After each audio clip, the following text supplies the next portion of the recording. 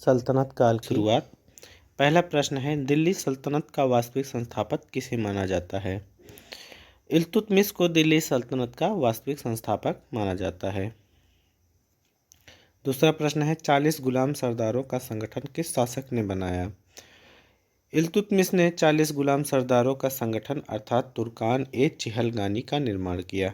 40 गुलाम सरदारों के संगठन को तुर्कान-ए-चिहलगानी कहा जाता था। अगला प्रश्न है, कुतुबुद्दीन ऐबक को लाख बख्श क्यों कहा जाता है?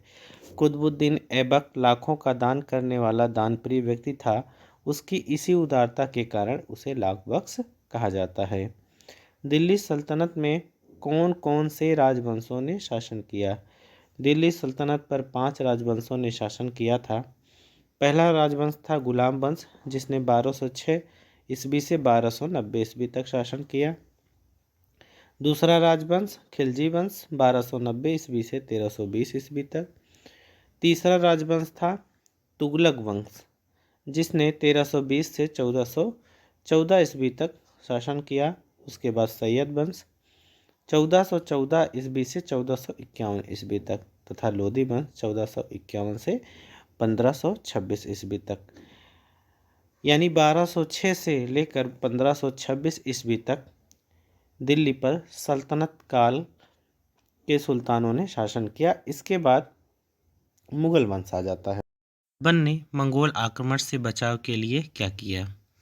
बलबन ने मंगोलों के आक्रमण से बचने के लिए निम्नलिखित कार्य किए।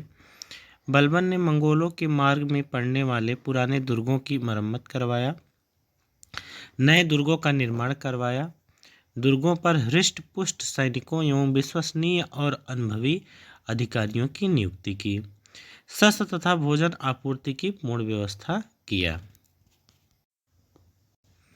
आगे देखते हैं, सही मिलान कीजिए। 2.5 दिन का झोपड़ा 2.5 दिन का झोपड़ा कुतुबुद्दीन ऐबक ने बनवाया था। टंका एवं जीतल ये 2 सिक्के थे। इसकी शुरुआत इल्तुतमिश ने की थी। प्रथम मुस्लिम शासिका रजिया सुल्तान, सिजदा और पायबोस ये प्रथाएं ईरानी थीं, जिसे बलबन ने शुरू कराया था। रिक्त स्थानों की पूर्ति कीजिए। 2.5 दिन का झोपड़ा कुतुबुद्दीन ऐबक ने बनवाया था। कुतुब मीनार को इल्तुतमिश ने पूर्ण करवाया था। प्रांत यानी इक्ता का प्रधान अधिकारी इक्तादार या अख्तादार कहलाता था। इल्तुतमिश ने रजिया को अपना उत्तराधिकारी बनाया। टंका और जीतल ये 2 सिक्के, टंका चांदी का सिक्का था और जीतल